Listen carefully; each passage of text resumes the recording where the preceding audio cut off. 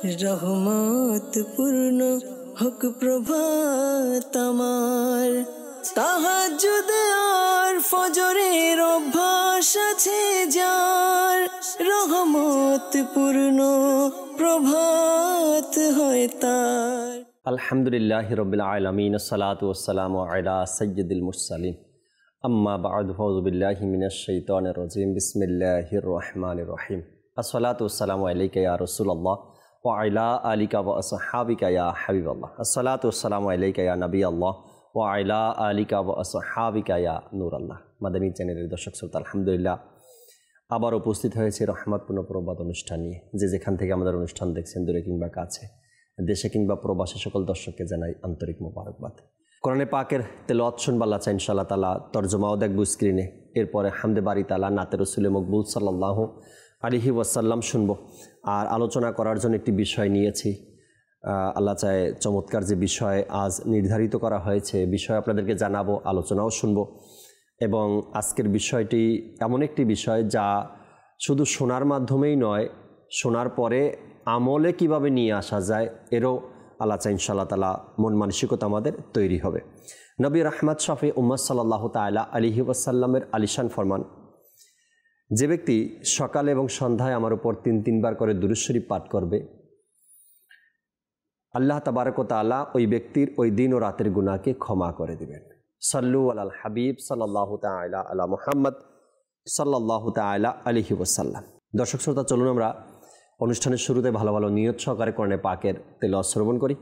এরপর ইনশাআল্লাহ তাআলা আজকের বিষয় জানাবো আপনাদেরকে, আর হামদে বারি তাআলাও শুনবেন ইনশাআল্লাহ তাআলা। জি, কোরআনে পাকের তেলাওয়াত শুনিয়ে দিন। আউযু বিল্লাহি মিনাশ শাইতানির রাজীম। বিসমিল্লাহির রহমানির রহিম। ওয়া আয়াতুল লাহুম আন্না হামালনা যুররিয়াতাহুম ফিল ফুলকিল মাশহুন ওয়া খালাকনা লাহুম মিন মিথলিহি মা ইয়ারকাবুন ওয়া ইন نشأ نغرقهم فلا صريخ لهم ولا هم ينقذون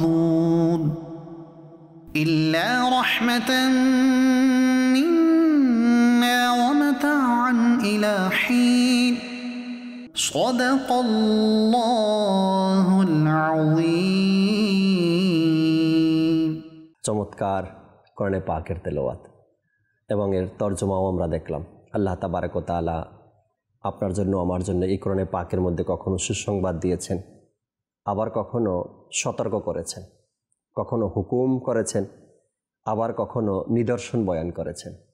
চমৎকার কিছু তথ্য আপনি যদি কানজুল ঈমান অধ্যয়ন করেন, তরজমার কিতাব, তবে দেখবেন আল্লাহ তাবারক ওয়া তাআলা যে আপনার আমার জন্য হুকুম হাকামগুলো কোরআনে পাকের মধ্যে নাজিল করেছেন এবং তা সহজে আমল করা পসিবল হবে আপনার আমার জন্য।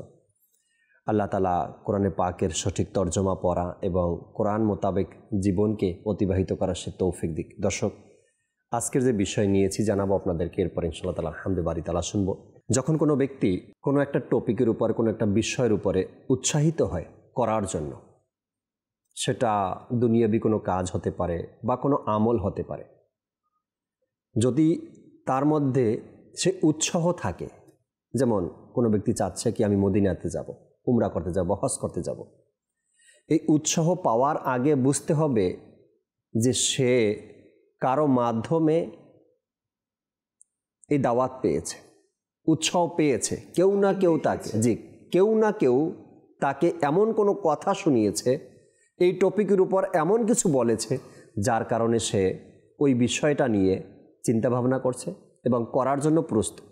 কোনো ছাত্রকে জিজ্ঞাসা করবেন যে লেখাপড়া করে তুমি কি হবে, বলবে আমি ইঞ্জিনিয়ার হতে চাই, কেউ অ্যাডভোকেট হতে চাই, যার যার ইচ্ছা সে ব্যক্ত করবে। অবশ্যই সেই ছাত্র হয়তো বংশের মধ্যে কেউ তার টার্গেটের মতন আছে, যে আমার বংশে একজন ব্যক্তি আছে যিনি পাইলট এবং তার চলন বলন, তার কথাবার্তা, তার স্টাইল আমার কাছে ভালো লাগে, আমিও তার মতো হব। প্রত্যেকটা বিষয় এমনই, সেটা দুনিয়াবি হোক বা দিনই হোক। যখন কোনো ব্যক্তি চাইবে যে আমি এমন কিছু করতে চাই, এমন কিছু হতে চাই, ওই আগ্রহটা জন্মানোর পিছনে কোনো একটা কারণ আছে। এই এতগুলো উদাহরণ দেওয়ার পিছনে কিছু তো অবশ্যই বলবো।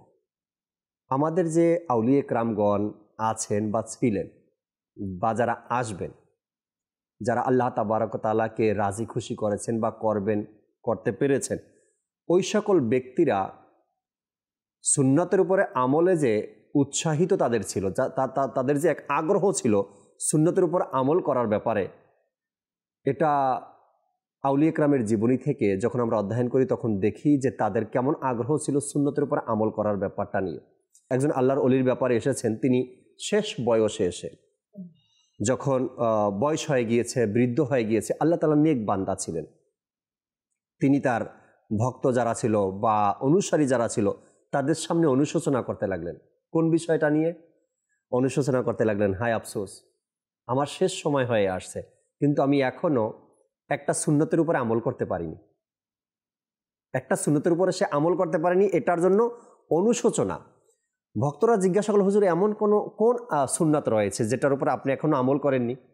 তিনি বললেন, রাসূল করিম সাল্লাল্লাহু তাআলা আলাইহি ওয়াসাল্লাম নিজের নাতিদেরকে কোলে নিয়েছেন, কিন্তু আফসোস আজও আমার নাতি দেখা বা কোলে নেওয়ার সেই সুন্নাতে মোবারকার উপর আমল করার সুযোগ এখনো আমার হয়নি। অর্থাৎ তার নাতি দুনিয়াতে এখনো আসেনি। তার মানে আল্লাহ রসুল সাল্লাল্লাহু তাআলা আলাইহি ওয়াসাল্লামের যে নাতিদ্বয় ইমাম হাসান হোসাইন রাদিয়াল্লাহু তাআলা আনহুমা, তারা যে নবী করিম সাল্লাল্লাহু আলাইহি সাল্লামের কাছে আসতেন বা আদর করতেন বা কোলে নিতেন, এই সুন্নাতটার উপরে আমল করার জন্য আউলিয়া কেরামের অন্তরটা কেমন বেকুল ছিল যে আল্লাহ রসুলের এই একটা সুন্নাতে মোবারকা আমার হাতছাড়া হয়ে গেছে। এইভাবে যে আউলিয়া কেরামের জীবনী আমরা অধ্যয়ন করি, হয়তো এই দৃষ্টিকোণ থেকে কখনো দেখছি কিনা তারা সুন্নতের প্রতি কেমন আগ্রহী ছিল আর কেমন তাদের উৎসাহ ছিল সুন্নতের উপরে আমল করার ব্যাপারে, হয়তো এই দিক থেকে কখনো চিন্তা করিনি। অধ্যয়ন করি, তাদের জীবনী পড়ি, দেখি, শুনি যে তারা এমন আমল করতো, এই কথাগুলো বলতো, এই কাজগুলো করতো, কিন্তু সুন্নতের ব্যাপারটা যে তাদের মধ্যে এমনভাবে ছিল। আরও ইনশাআল্লাহ তাআলা মোবাল্লিগে দাওয়াত ইসলামী আমাদের সাথে আছেন, আর আফিয়াত তারি ভাইও আছেন, হাসান ভাইও আছেন, ইনশাআল্লাহ তাদের থেকে আজকের এই বিষয় নিয়ে বিস্তারিত আলোচনা শুনব যে আউলিয়া কেরামের মধ্যে রাসূল করিম সাল্লাল্লাহু আলাইহি সাল্লামের সুন্নতগুলোর উপরে আমল করার কেমন মন মানসিকতা, উৎসাহ তাদের মধ্যে ছিল। আলোচনায় যাওয়ার পূর্বে একটি হামদে বারি তাআলা অনুষ্ঠানে শুনি আমরা দর্শক শ্রোতা, এরপরে ইনশাআল্লাহ তাআলা আলোচনায় আসবো, আমরা আলোচনা শুনবো। জি, হামদে বারি তাআলা শুনিয়ে দিন আমাদের। আল্লাহ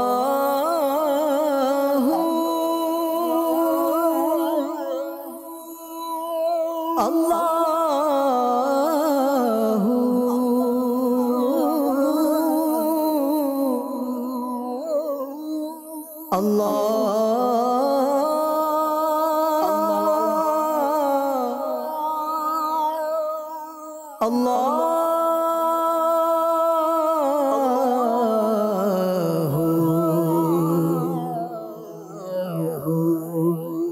Allah Allahu Allahu Allahu Allahu Allahu Allahu Allahu Allahu Allahu Allahu Allahu Allahu Allahu দেখতে চাই হৃদয় তোমায় সুবহানাহু করে জিকির সবে আল্লাহু আল্লাহু দেখতে চাই হৃদয় তোমায় সুবহানাহু করে জিকির সবে আল্লাহু আল্লাহু ভুলিনি ভুলবো না খোদা তোমায় কভু ভুলিনি ভুলবো না খোদা তোমায় কভু মনে প্রাণে খোদা মনে প্রাণে খোদা তুমি তুমি শুধু আল্লাহু আল্লাহু আল্লাহু আল্লাহু আল্লাহু আল্লাহু আল্লাহু আল্লাহু আল্লাহু আল্লাহু বাগানে গগনে আলোচনা তোমার প্রভাতে নিশীতে আলোচনা তোমার, বাগানে গগনে আলোচনা তোমার, প্রভাতে নিশীতে আলোচনা তোমার।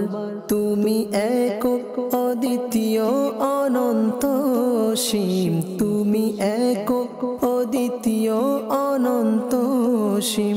তব নেই অংশীদার, তব নেই অংশীদার, জাল্লা জালালুহু। আল্লাহু আল্লাহু আল্লাহু আল্লাহু আল্লাহু আল্লাহু আল্লাহু আল্লাহু আল্লাহু আল্লাহু। সারা পৃথিবী চায় তোমায় পেতে শুধু, মোরা তোমারি বান্দা হে সুবহানাহু। সারা পৃথিবী চায় তোমায় পেতে শুধু, মোরা তোমারি বান্দা হে সুবহানাহু। তুমি পুত পবিত্র অনন্ত অসীম, তুমি পুত পবিত্র অনন্ত অসীম। হে রহিম রহমান, হে রহিম রহমান, জাল্লা জালালুহু। আল্লাহু আল্লাহু আল্লাহু আল্লাহু আল্লাহু আল্লাহু আল্লাহু আল্লাহু আল্লাহু আল্লাহু।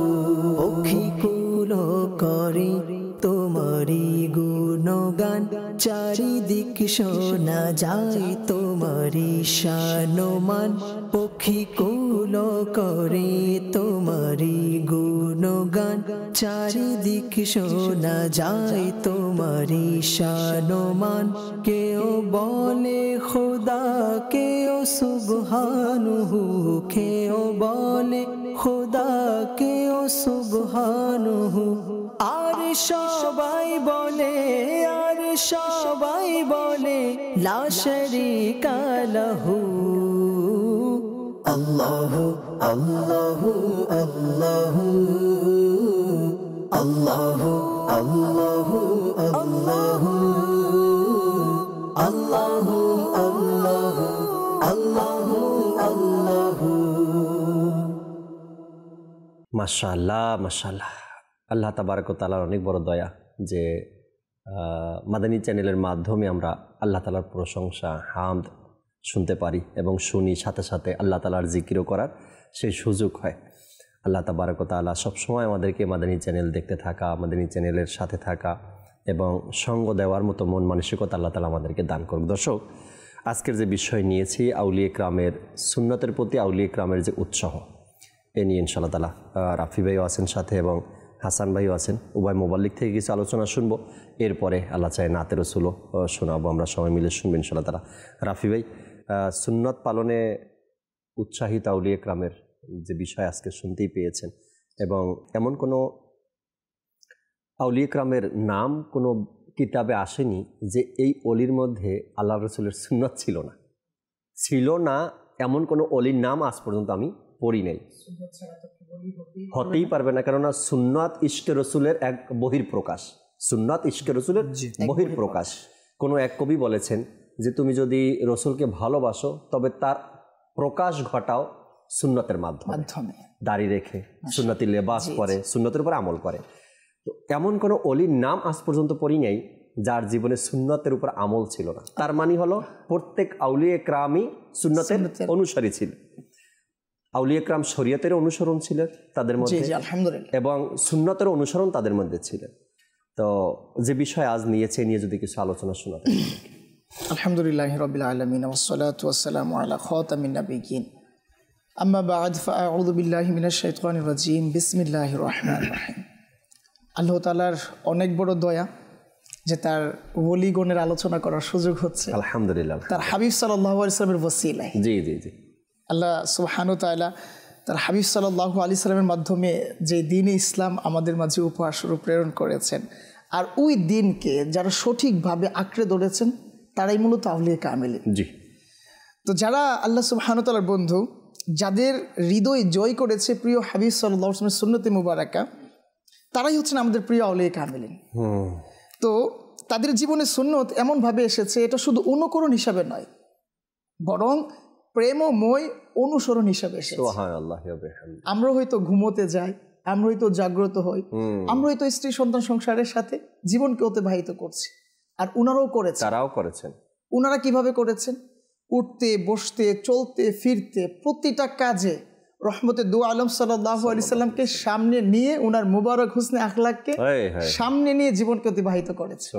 আর এর ফলশ্রুতিতে আল্লাহ সুবহানাহু ওয়া তাআলা তাদের দরজাকে এত বুলন্দ করেছেন, কেউ তো আলা হযরত হয়ে গিয়েছেন, কেউ তো আমির আহলে সুন্নাত হয়ে গিয়েছেন।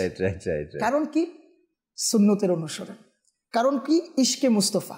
আলহামদুলিল্লাহ, আজকে যেহেতু সুন্নতের অনুসরণ নিয়ে আউলিয়া কামিলিনদের কিছু আলোচনা করার সুযোগ হয়েছে, তো প্রথমে একটি আয়াতে কারিমা আরজ করতে চাচ্ছিলাম, যা কোরআনুল কারীম ফুরকানুল হামিদের সূরা আলী ইমরানের 132 নম্বরে বর্ণিত রয়েছে। আল্লাহ সুবহানাহু ওয়া তাআলা ইরশাদ করেন, বিসমিল্লাহির রহমানির রহিম ওয়া আতিউল্লাহা ওয়ার রাসূল লাআল্লাকুম তুরহামুন, যার কানজুল ইমানের অনুবাদ, এবং আল্লাহ ও রসুলের অনুগত থাকো এই আশায় যে তোমাদের প্রতি অনুগ্রহ করা হবে।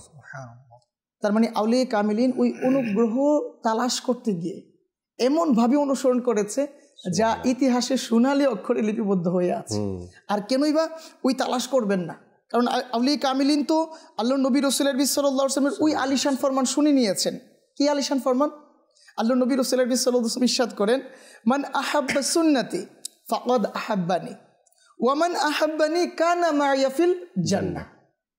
যে আমার সুন্নতকে ভালোবাসলো সে মূলত আমাকেই ভালোবাসলো, আর যে আমাকে ভালোবাসলো সে আমার সাথে জান্নাতে থাকবে, জান্নাতে আমার সঙ্গী হবে সে।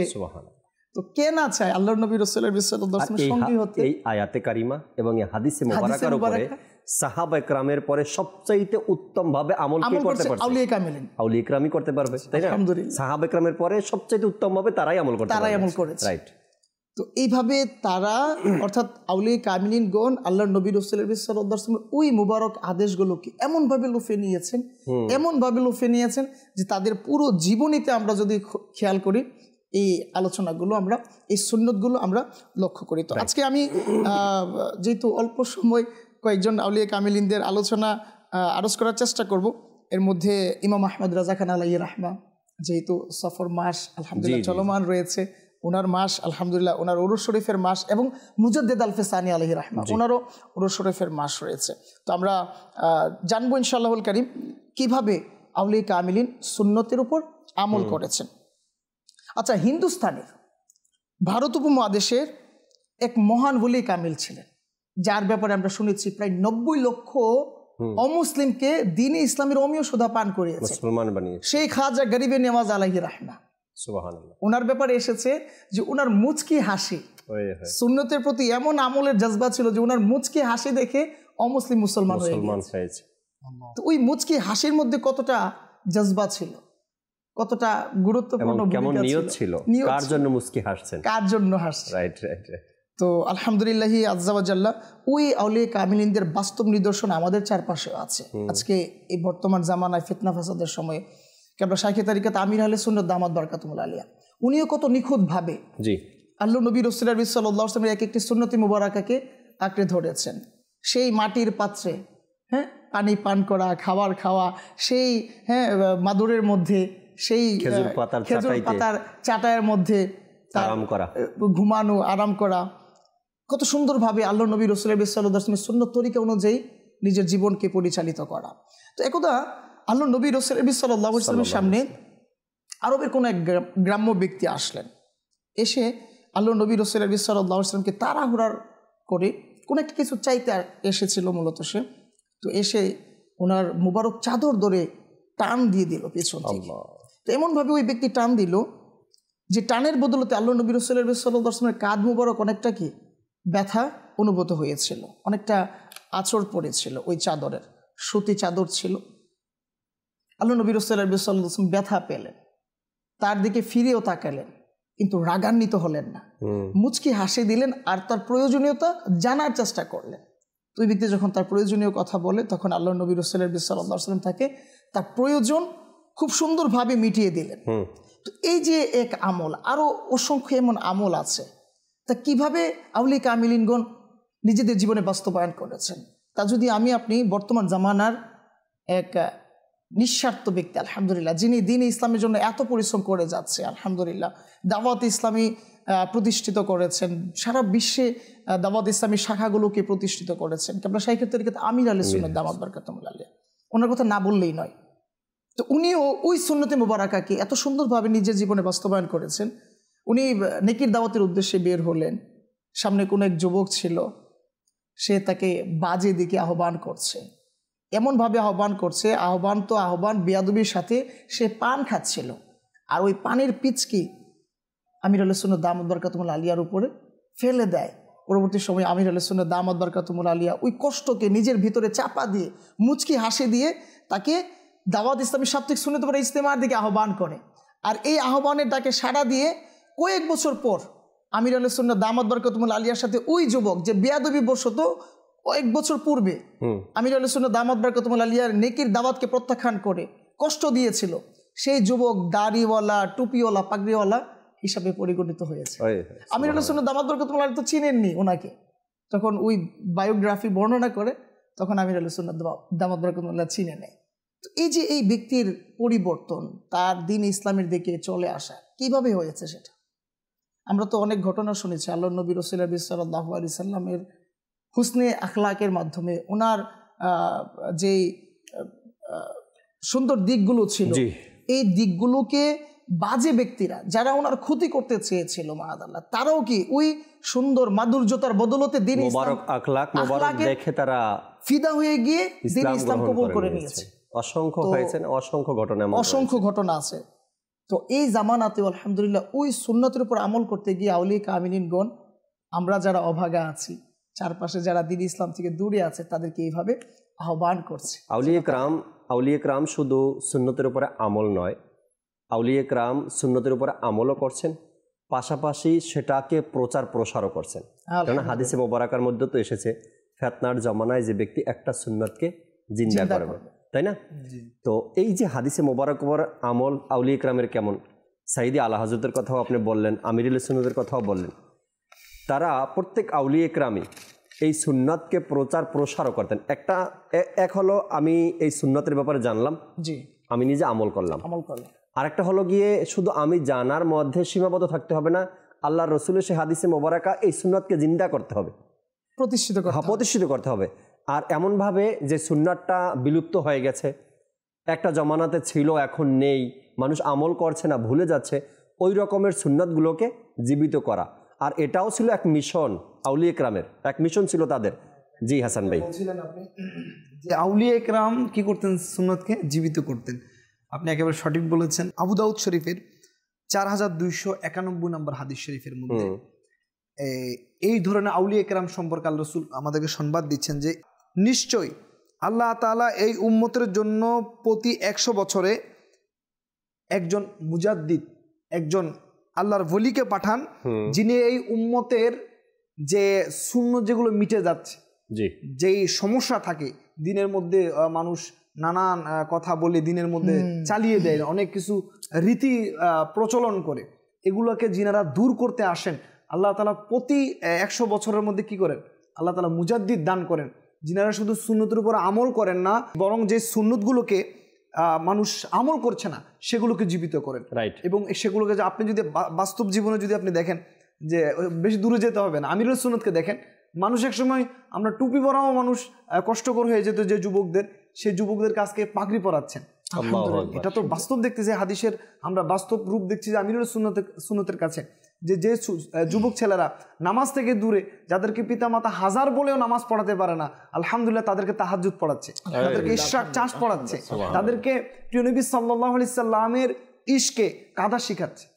সে রাসূল সাল্লাল্লাহু আলাইহি সাল্লামের জীবনী পর্যন্ত জানতো না, সে আজকে রাসূলের মহাব্বতে সে চোখ দিয়ে পানি আসছে। আলহামদুলিল্লাহ। এই যে আউলিয়া কেরাম শুধু আমল করেন নাই, বরং করিয়েছেন। জি, আমল বরং নিজেও আমিরুল করেছেন। সুন্নত যেমন আজকে আমরা দেখি আমিরুল সুন্নত হাজার নয় লাখো যুবককে আমল করাচ্ছেন। Right. আলহামদুলিল্লাহ। এভাবে প্রত্যেক জামানায় আল্লাহর ওলিরা এসেছেন, শুধু ওনারা নিজেরা আমল করেননি, বরং অন্যদেরকে আমল করার একটা ব্যবস্থা করে দিয়েছেন। Right right right. দাওয়াত ইসলামী শুধু এটা নয় কে আপনাকে সুন্নতের উপর আমল করার কথা বলে এরপরে দাওয়াত ইসলামী ফিরে যাবে, এটা না।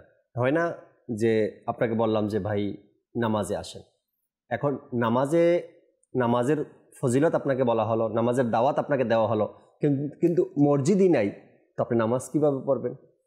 হ্যাঁ, জামাতের সাথে নামাজ পড়ার দাওয়াত দিয়েছে, কিন্তু জামাত কোথায় যাবে? মসজিদ নেই। এটার উদাহরণ আমি এই জন্য দিয়েছি, দাওয়াত ইসলামী আপনাকে সুন্নতের উপর আমল করার দাওয়াত দিচ্ছে, সে রাস্তাও দেখিয়ে দিচ্ছে, সে পরিবেশ তৈরি করে দিচ্ছে, আপনাকে আলিম হওয়ার উৎসাহ দিচ্ছে। কোথায় যাবেন আপনি আলিম হতে? আল্লাহ তাআলার দয়ায় দাওয়াত ইসলামী জামিয়াও খুলে দিয়েছে, বলছে করার সুযোগ করে দিচ্ছে, তাই না? যারা চাকরিজীবী, যারা ব্যবসায়ী, যারা অনেক ব্যস্ত থাকে, তারা কিভাবে জামিয়ায় ভর্তি হবে? এমন কোনো কথা দাওয়াত ইসলামী বলে না যা নিজের প্ল্যাটফর্মে নেই। Faizan online academy. জি জি হুজুর। তো আপনি আপনার সময় মতো আউলিয়ে কেরাম নিজেরাও সুন্নতের উপর আমল করছে এবং সাধারণ মানুষকেও সুন্নতের প্রতি ধাবিত করছে। আমিরুল সুন্নতের ব্যাপারে যেহেতু আলোচনা আপনারা দুইজনই করেছেন, আমিরুল সুন্নত কেন করব না? আমিরুল সুন্নতের ব্যাপারে পাওয়া যায় যে তিনি কোনো সুন্নাতে কারিমা, কোনো আমল আগে পাবলিককে দেয় না, আগে মানুষকে বলে না, আগে মুরিদিনকে বলে না যে এই কাজটা সুন্নতে মোবারাকা তোমরা করো। এই অভ্যাস আমিরুল সুন্নাতের মধ্যে নেই। আমিরুল সুন্নাত হাদিসে পাকের মধ্যে কোনো সুন্নাতের আলোচনা পেয়েছেন, কোনো আমলের কথা পেয়েছেন, সেটা আগে নিজে অ্যাপ্লাই করেন, আগে নিজে ধারণ করেন, সেটার উপর আমল করেন। ধীরে ধীরে যখন আশেপাশের মানুষগুলো দেখতে থাকে যে এটা আমিরুল সুন্নাতের নতুন একটা আমল, তখন জানার ব্যাপারে জিজ্ঞাসা করে, আমিরুল সুন্নাত দেখান, এটা পেয়েছি আমি কিতাবের মধ্যে, হাদিসে পাকের মধ্যে, শুধু দেখাবেন, বাকিটা বাস মুরিদজানরা করতেই থাকে। দেখেন আপনি আজ ইমামার ব্যাপারে যদি দেখেন, একটা সময় অনেক পূর্বের কথা, খয়েরি কালারের চাদর যখন আমরা ব্যবহার করতাম, ওইটা ছিল পাগড়ি। এরপরে ওটা থেকে সবুজ পাগড়ি আসলো, সবুজের পরে এরপরে যত কালারের রং সুন্নতে মোবারাকা, এটাও আমিরুল সুন্নাত পড়লেন। এরপরে এখন সাদা আবার ফিক্স করে দিলেন। এই যে আমিরুল সুন্নাত শুধু নিজে করেন, বাকি আর কাউকে কিছু বলতে হয় না, তোমরাও করো। আল্লাহ তাআলার দয়ায় তার মধ্যে ইশকে রসুলের ধরন এমন, সুন্নতের উপর আমলের ধরন এমন, আল্লাহ তাআলার দয়ায় ইসলামী ভাইরা তাকে দেখলেই ওই আমলটা করা শুরু করে দেয়। আর কিছু মানুষের অভ্যাসে এমন আছে যে আমি তো পীর, আমি কেন করতে যাব? আমি আজকে এটা পেয়েছি, 3 আঙ্গুলে খাবার খাওয়া সুন্নতে মোবারকা এলান করে দিয়েছি। হুজুর, আমি আপনাকে বলছি, এলানের নাম সুন্নত না, সুন্নত আমলের নাম সুন্নত। আল্লাহ রসুল সাল্লাল্লাহু আলাইহি সাল্লাম উভয় জগতের মালিক ও মুক্তার, আল্লাহ রসুল বললেই হয়ে যেত, কিন্তু আল্লাহ রসুল করেছেন, বলেছেন, আল্লাহ রসুল নিজেও করেছেন, বলেছেন, সেই করাটাকেই আদায় করতে হবে, আর সেটার নামই সুন্নতে মোবারকা। আল্লাহ রসুল করেছেন, আপনি উম্মতি হয় এলান করবেন, এটা তো আর আমল হতে পারে না। কোন যুক্তিতে আমি পীর, আমার কেন করতে হবে, তোমরা এখন থেকে করো, এটা সুন্নত আছে। মানে ক্ষমা চাচ্ছি আপনাদের কাছে, নিজের জায়গা থেকে ক্লিয়ার থাকি, যেন সাধারণ মানুষ ধোকা না খায়। হাসান ভাই কিছু আলোচনা যদি শোনাতেন এই ব্যাপারে। আপনি বলছিলেন যে রাগ করিয়েন না, আসলে রাগ করার বিষয় না। আল্লাহ রাসূল সাল্লাল্লাহু আলাইহি সাল্লাম ক্লিয়ার করে বলে দিয়েছেন যে সেটা হলো বুখারী শরীফের 5063 নং হাদিসে মুবারক। আল্লাহ রাসূল সাল্লাল্লাহু আলাইহি সাল্লাম বলছেন যে মান রাগিবা আন সুন্নতি ফালাইসা মিন্নি, অর্থাৎ যে আমার সুন্নত থেকে মুখ ফিরিয়ে নেবে, বিমুখ হবে, সে আমার মধ্য থেকে নয়। আল্লাহ। অর্থাৎ আমরা কোনো সুন্নাতকে ছোট চোখে দেখার কোনো সুযোগ নেই, কোনো সুযোগ নেই। আমি আমল করতে পারি না, আমার মধ্যে একটা আফসোস থাকবে, আমার মধ্যে একটা ব্যথা থাকবে যে আমি রাসূলের উম্মত হয়ে, এটাই, আর এই ব্যথা থাকবে, অনুশোচনা থাকবে, এটাই আউলিয়া কেরামের গুণাবলীর মধ্যে একটি, গুণাবলীর মধ্যে একটি। অর্থাৎ একটা অন্তরে ব্যথা থাকবে, দুঃখ থাকবে। যেমন আপনি অসংখ্য আউলিয়া কেরামের মধ্যে পাবেন যে ওনারা আপনার তাহাজ্জুদ পড়া, তাহাজ্জুদ কিন্তু ফরজ না, তাহাজ্জুদ পড়তে না পেরে তিনারা কান্না করেছেন, তিনারা কান্না করেছেন যে আমার দ্বারা তাহাজ্জুদ ছুটে গেছে। তো এই যে সাহাবায়ে কেরাম, আউলিয়া কেরামের পুরো জীবনের মধ্যে আপনি প্রত্যেক আউলিয়া কেরামের যে কোনো একজন ওলির জীবনী আপনি পড়বেন তো দেখবেন সুন্নতে ভরা। রাইট। ওনাদের কোনো ওলির শুনছেন আপনি যে এক মুষ্টি দাঁড়িয়ে নেই? পাবেন না।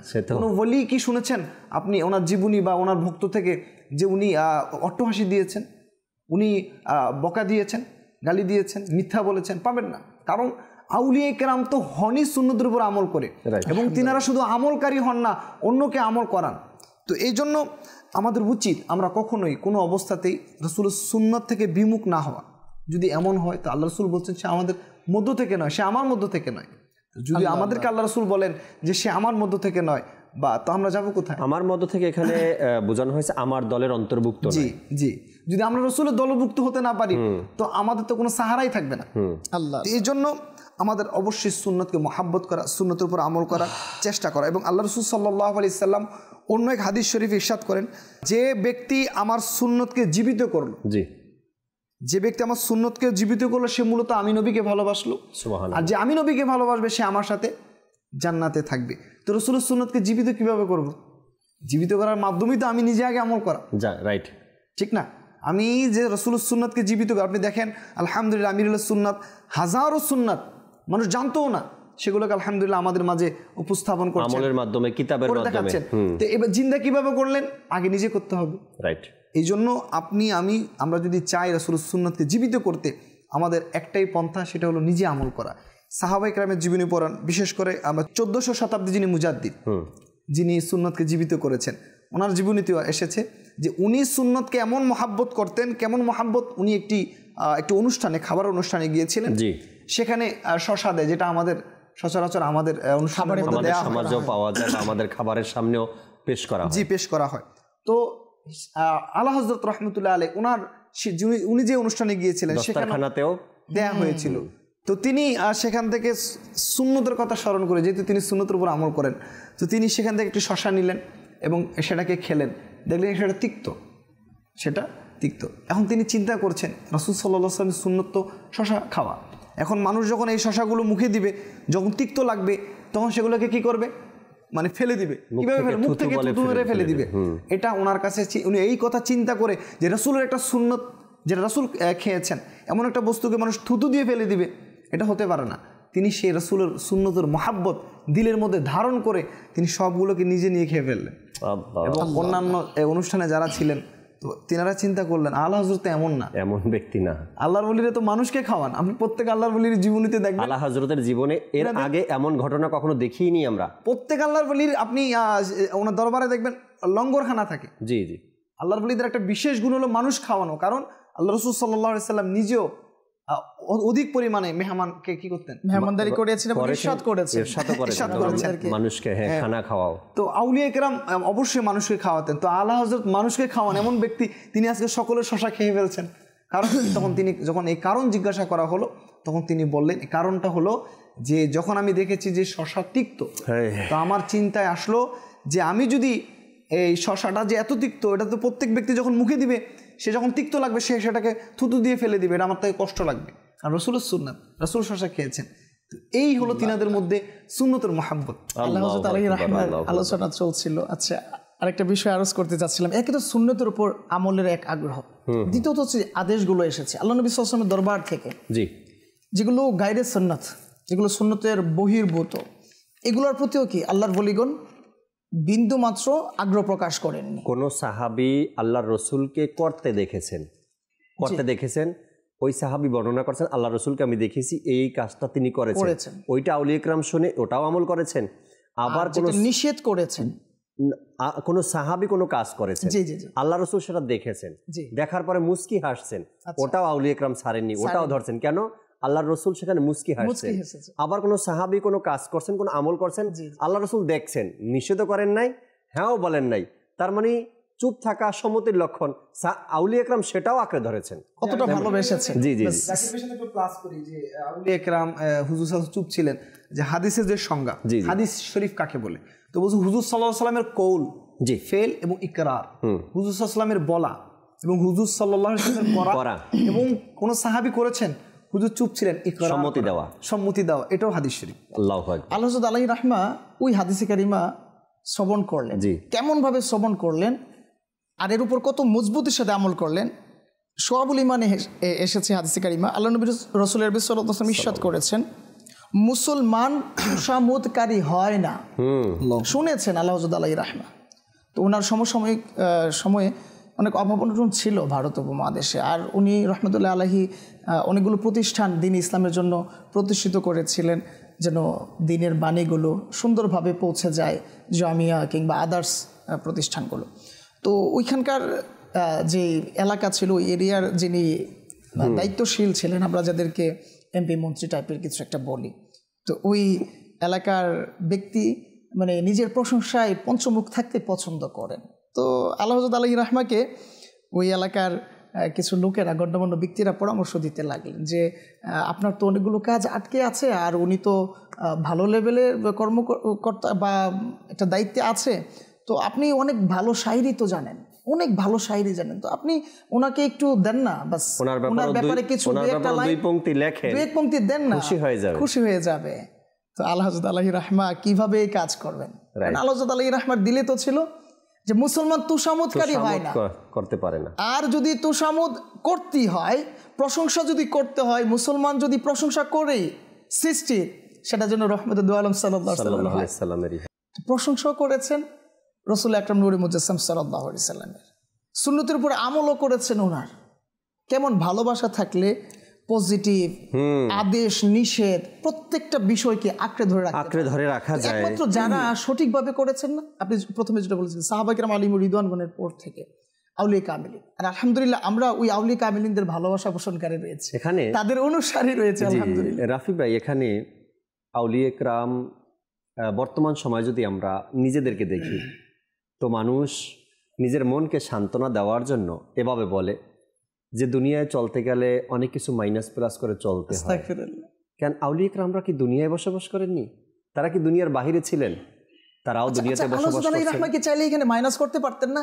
অনেক ভাবতে পারতেন না যে আমার অনেকগুলো প্রাতিষ্ঠানিক কাজ জমে আছে, অনেক কিছু শরীয়ত সম্মত ভাবে হলেও তিনি আদায় করে নিতে পারতেন, কিন্তু তোষামত করবে না মুসলমান মুমিন মুত্তাকিরা। একজন রাজ্যের প্রজার, জি এটার প্রমাণ দিয়ে গেলেন, দায়িত্বশীল ব্যক্তির সামনে গিয়ে উনি মাথা নত করেন। আপনাদের দুজনের কথায় যে বিষয় একটা আমার মনে পড়ল, আমার দেশের মধ্যেও ধর্মীয় দিক থেকে অনেক ভাইদেরকে দেখি যে আপনারা অনেকটা এগিয়ে আছেন রাষ্ট্রের মধ্যে।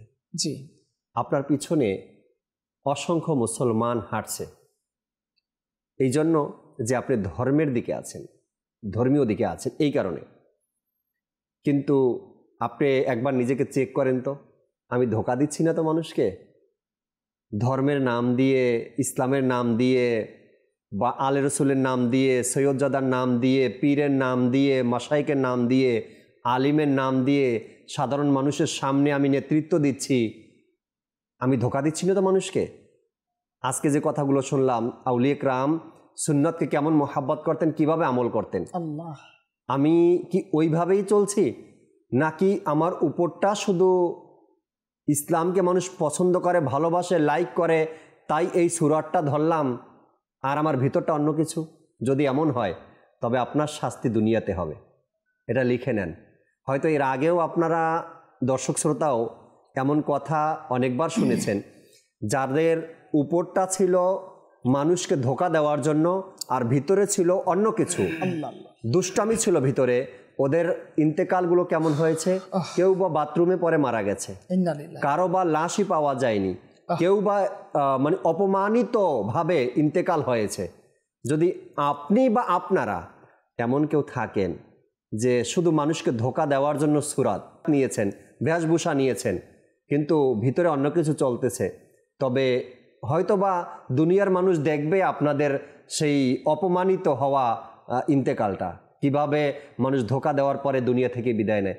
আমি এই জন্য বলছি, আউলিয়া কেরামের নাম বিক্রি করে আজ অনেক কিছু হচ্ছে, ওলিদের নাম বিক্রি করে আজ অনেক কিছু হচ্ছে, কিন্তু সাধারণ মানুষকে ধোঁকা দেওয়া হচ্ছে। এখানে আপনি চাইলে কিন্তু মানুষদেরকে, এই যে আপনার পিছনে হাজারো মানুষ, লক্ষ মানুষ আপনার কথা শুনে মানে, আপনি চাইলে তাদেরকে সিরাতাল মুস্তাকিমের পথ দেখাতে পারেন, আউলিয়া কেরামের পথ দেখাতে পারেন, মাত্র দুনিয়ার একটু স্বার্থের জন্য আপনি সেই কথাগুলো বলছেন না। পথ ছিল কত বিপজ্জনক ছিল, আপনার বাতিলের ঘনঘটা ছিল চারপাশে।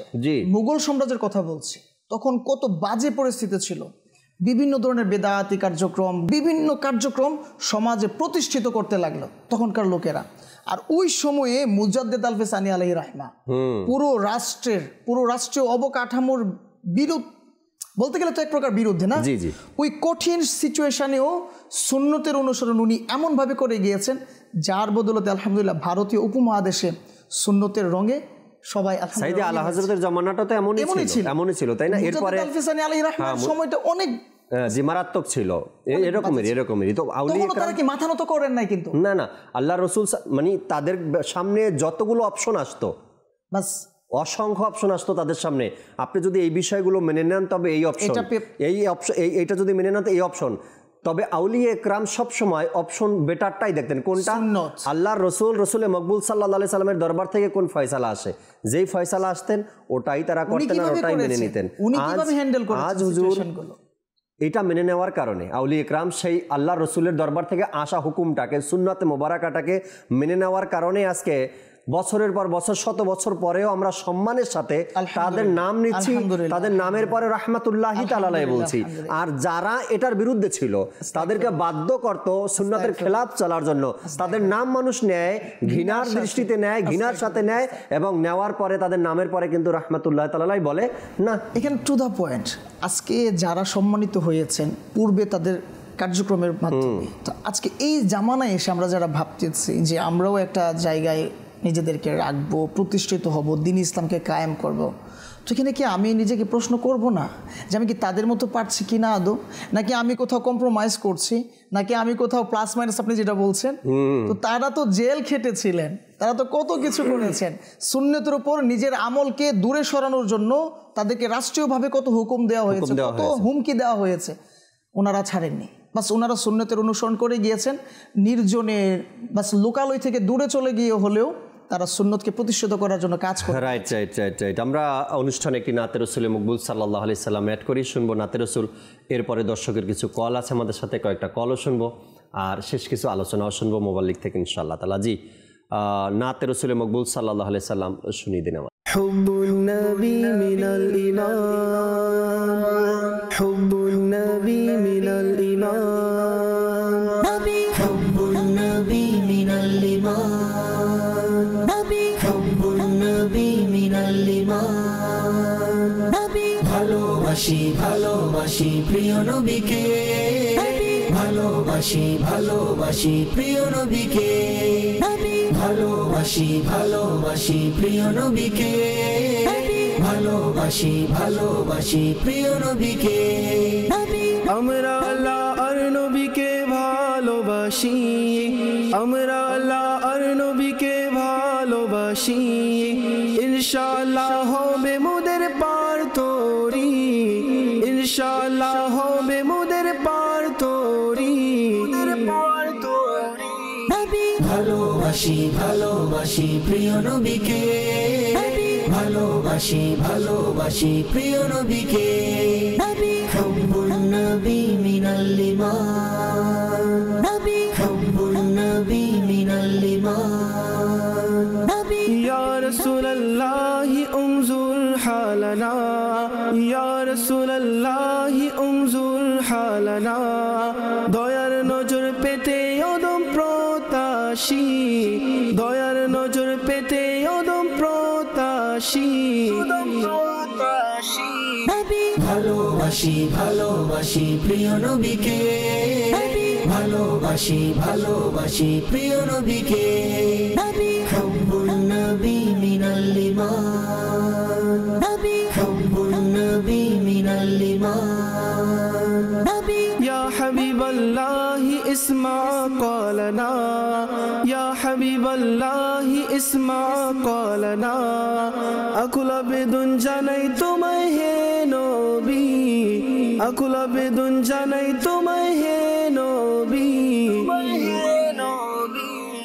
ভালোবাসি ভালোবাসি প্রিয় নবীকে, ভালোবাসি ভালোবাসি প্রিয় নবীকে, হুব্বুন নবী মিনাল ঈমান, হুব্বুন নবী মিনাল ঈমান, উম্মাহাতুল মুমিনিন ও চার সাহাবী, উম্মাহাতুল মুমিনিন ও চার সাহাবী সব সাহাবীকে মোরা ভালোবাসি সব সাহাবীকে মোরা ভালোবাসি ভালোবাসি ভালোবাসি প্রিয় নবীকে ভালোবাসি ভালোবাসি প্রিয় নবীকে হাব্বুন নবী মিনাল ঈমান হাব্বুন নবী মিনাল ঈমান শত্রুরা ধ্বংস হয়ে যাক তারি উসিলায় শত্রুরা ধ্বংস হয়ে যাক তারি উসিলায় হে জানে আলম যে তোমার গুহার সাথী হে জানে আলম যে তোমার গুহার সাথী ভালোবাসি ভালোবাসি প্রিয় নবীকে ভালোবাসি ভালোবাসি প্রিয় নবীকে হাব্বুন নবী মিনাল ঈমান হাব্বুন নবী মিনাল ঈমান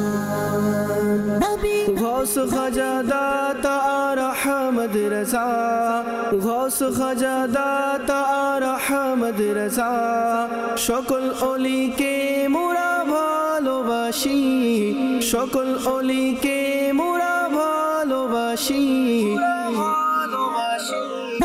ভালোবাসি ভালোবাসি প্রিয় নবীকে ভালোবাসি ভালোবাসি প্রিয় নবীকে হাব্বুন নবী মিনাল ঈমান হাব্বুন নবী মিনাল ঈমান তোমরা কি একতা সবাই জানো বন্ধুগণ তোমরা কি একতা সবাই জানো বন্ধুগণ দাওয়াতে ইসলামীকে কেন ভালোবাসি দাওয়াতে ইসলামীকে কেন ভালোবাসি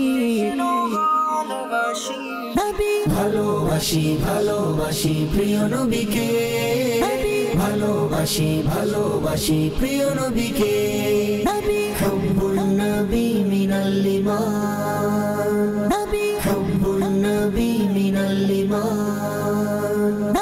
মহান খোদার অশেষ দয়া আছে এর উপর প্রিয় নবীর দয়ার নজর আছে এর উপর দাওয়াতে ইসলামীকে তাই ভালোবাসি দাওয়াতে ইসলামীকে তাই ভালোবাসি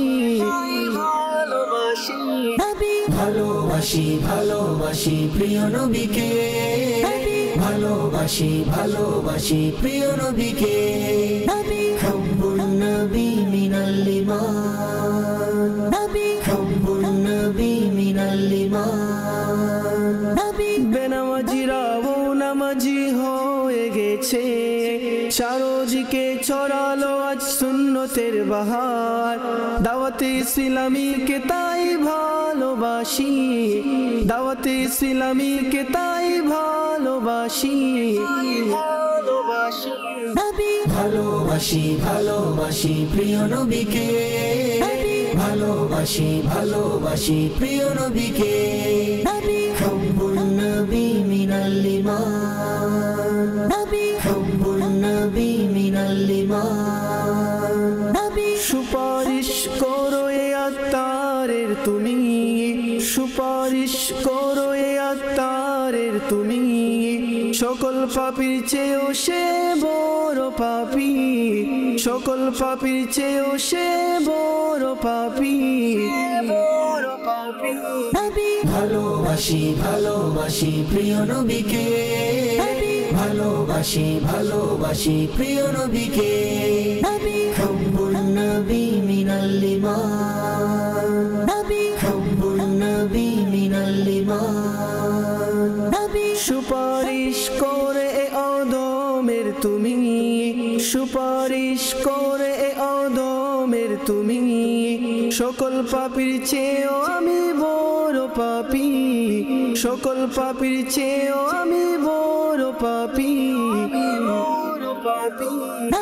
ভালোবাসি ভালোবাসি প্রিয় নবীকে ভালোবাসি ভালোবাসি প্রিয় নবীকে হাব্বুন নবী মিনাল ঈমান হাব্বুন নবী মিনাল ঈমান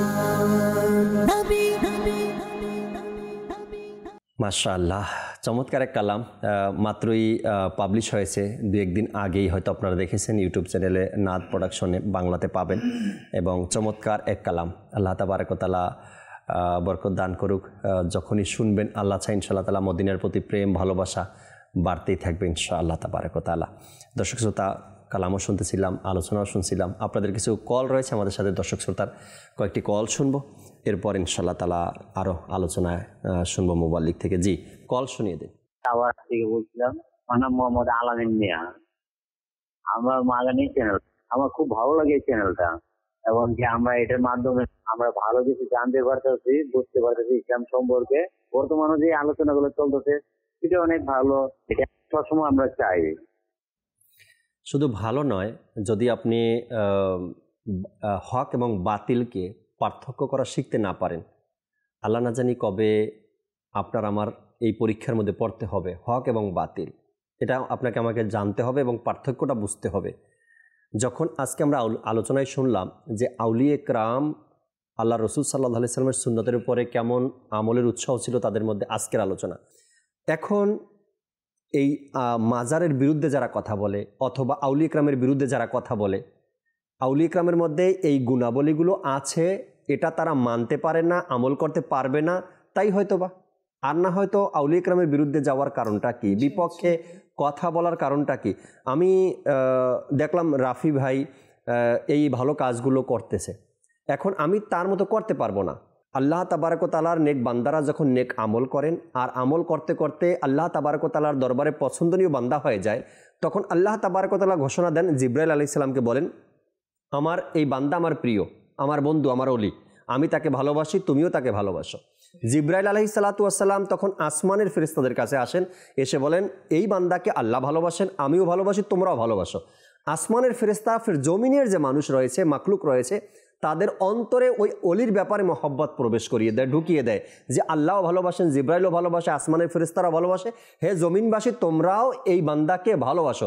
তখন ওই বান্দার প্রতি ভালোবাসাটা মানুষের এতটাই বেড়ে যায়, যা শাহজালালের ব্যাপারে আজ আমরা দেখছি হাজারো মানুষ চেষ্টা করছে। বাংলাদেশের অনেক ইতিহাস আছে আপনাদের চোখের সামনে, যে সকল মাজারগুলোর উপরে আক্রমণ চালাতে যায় কিন্তু পারে না। কেন পারে না? মানুষের ভালোবাসা অন্তরে আছেই। যদি গোলাপ শাহ রহমতুল্লাহি তাআলার কথা বলি, অনেক পুরানো আল্লাহর অলির মাজার শরীফ এখানে। তো যেহেতু গোলাপ শাহর মাজার শরীফটা রাস্তার মাঝখানে, কিছু শাসন এমন ছিল, এসেছিল, আর তাদের কান পরা দেওয়ার জন্য কিছু বদ আকিদার লোক তার কাছে গেল, গিয়ে বলল, স্যার এই গোলাপ শাহ রহমতুল্লাহি তাআলার মাজার শরীফ রাস্তার মাঝখানে, রোডের কাজ করতে বা চলাফেরাতে অনেক কষ্ট হবে ভবিষ্যতে গিয়ে, এটাকে শহীদ করে দিয়ে আমরা সাইডে কোথাও মাজার শরীফ করি। তো ভাঙ্গার জন্য, শহীদ করার জন্য সেখানে অনেক চেষ্টা চালিয়েছে, যারা এসেছে তারা আহত হয়েছে, যে মেশিন নিয়ে এসেছে সেটা নষ্ট হয়ে গেছে। শত শত বছর ধরে আজও গোলাপ শাহ রহমতুল্লাহি তাআলার মাজার শরীফ সেই গুলিস্তানের চৌরাস্তার মাঝখানে আছে, আজও পর্যন্ত কেউ কিছু করতে পারেনি, আর পারবেও না। কারণ আল্লাহ তাবারক ওয়া তাআলা ওই অলির ভালোবাসা সর্বসাধারণের অন্তরে দিয়ে রেখেছেন, কেউ কিছু করতে পারবে না এটাকে। তো আজকের এই আলোচনা থেকেও অনেক কিছু শেখার আছে, জানার আছে। হক বাতিলের পার্থক্য করাও আমরা হয়তো বা এভাবে বলি না যে হক বাতিলের পার্থক্য বুঝে নেন, কিন্তু এই কথার মাধ্যমে সেটা সাধারণ মানুষ বুঝতে পারে যে করব কাকে আর কাকে আমরা ঘৃণা করব। জি জি, যাদের কাছে নেই আউলিয়া ইকরাম তাদেরকে অনুসরণ করে আর কি পাবেন? না সুন্নাত পাবেন, না সুন্নাতের রসুল পাবেন, না ইশকে রসুল পাবেন, না খৌফে খোদা পাবেন, না দিন পাবেন, না ইসলাম কিছু পাবেন না যাদের কাছে আউলিয়া ইকরাম নাই। এটা স্পষ্ট কথা একেবারে। জি, দর্শকের পরবর্তী কল। আমার নাম মোহাম্মদ আনোয়ার হোসেন, আমি মাদানী চ্যানেল দেখি, আমাকে দেখতে অত্যন্ত ভালো লাগে, আমার পরিবার মিলে সবাই দেখি এবং মাদানী চ্যানেল অত্যন্ত ভালো লাগে। মাশাআল্লাহ, পরিবারের সবাই মিলে দেখছেন বা দেখেন আপনারা এবং ভালো লাগে। আল্লাহ তাবারক ওয়া তাআলা কবুল করেন এই মোহাব্বতকে, এবং সবসময় এভাবেই মাদানী চ্যানেলের সাথেই থাকবেন আশা রাখি ইনশাআল্লাহ তাআলা। পরবর্তী কল দেন। আমি টাঙ্গাইল জেলা থেকে বলছি। আপনাদের মাদানী চ্যানেলের মোটামুটি সবসময় আমি দেখি, আমার বাসায় 4-5 ঘন্টায় আমি মাদানী চ্যানেল দেখি। মাশাআল্লাহ, আল্লাহ তাআলা কবুল করেন। পরবর্তী কল দেন। মোহাম্মদ মেহেদী হাসান, চট্টগ্রাম হাটাজারি থেকে বলতেছি। আমার ফ্যামিলিতে আমার আম্মু, আমার ভাই, ছোট ভাই সবাই মিলে কন্টিনিউ মাদানী চ্যানেল দেখার জন্য অনেক উন্মাদ হয়ে থাকে। আপনাদের চ্যানেলটা অনেক ভালো লাগে। এখানে যে মাসাইল গুলো বলা হয় বা যেভাবে জীবন পরিচালনা করতে বলা হয়, অনেক ভালো লাগে সবার। আর আমাদের পরিবারের জন্য দোয়া করবেন। আল্লাহ তাবারাক ওয়া তাআলা সকল দর্শককে ভালো রাখুক, সবার পরিবারকে আল্লাহ তাআলা ভালো রাখুক, পেরেশানি দূর করুক। মাদানী চ্যানেলের সাথে এভাবে সময়কে দিনকে অতিবাহিত করুন। আল্লাহ চাই ইনশাআল্লাহ তাবারাক ওয়া তাআলা জীবনের পরিবর্তন, আমলের পরিবর্তন এবং আকীদার পরিবর্তন, যেগুলো বুঝি না এগুলো বুঝে আসবে, জানবো, শিখবো ইনশাআল্লাহ তাবারাক ওয়া তাআলা। আসবো আবারও রাফি ভাইয়ের কাছে আলোচনা শোনার জন্য। আজকের যে বিষয় নিয়েছি, সুন্নাতের উপরে আমলদারি, আউল ইকরামের যে আগ্রহ, জজবা, মন মানসিকতা, এ নিয়ে যদি আরও কিছু আলোচনা করতেন। আলহামদুলিল্লাহ, আমরা আউলিয়া কামিলিনদের ভালোবাসা পোষণকারী আছি, ওনাদের নকশকদমি আমরা চলতে চাই, ওনাদের মাধ্যমে আমরা সাহাবা ও আল্লাহর নবী রাসূলের বিশ্বকে পেতে চাই ইনশাআল্লাহ। আর এর বাহিরে মনে হয় না আর কোনো রাস্তা আছে নেই। খালি চেকের কি দাম আছে? তো একটু দামি হওয়ার চেষ্টা করি, আর সেটা আউলিয়া কামিলিনদের ওসিলার মাধ্যমে হওয়ার বা করার চেষ্টা করি, আর এতেই সম্ভব। জি, কারণ আমার পসিবল না 60 রাকাত, 100 রাকাত, 1000 রাকাত নামাজ আদায় করার। আমি হিংসা কেন করছি? আমি তার বিরুদ্ধে লকব আস্তাগফিরুল্লাহ লাগাচ্ছি কেন? তো এটা নিঃসন্দেহে আমার ভিতরের ঝামেলারই এক বহিঃপ্রকাশ। তো আল্লাহওয়ালা গণ এত সুন্দরভাবে আল্লাহ নবী রাসূলের সাল্লাল্লাহু আলাইহি ওয়াসাল্লামের ফরমানগুলোকে লুফে নিয়েছেন, ওই সুন্নতের উপর আমল করেছেন। যখন আল্লাহ নবী রাসূলের সাল্লাল্লাহু আলাইহি ওয়াসাল্লাম অসুস্থ, তখনও কিন্তু নামাজ ছেড়ে দেননি। আর এত ইখলাসের সাথে নামাজ আদায় করেছেন, এত ইখলাসের সাথে নামাজ আদায় করেছেন, যা সাহাবায়ে কেরাম আলাইহিম রিদওয়ানগণ আমল করেছেন, পরবর্তী সময়ে আউলিয়া কামিলিনগণ আমল করেছেন। করবি বা না কেন?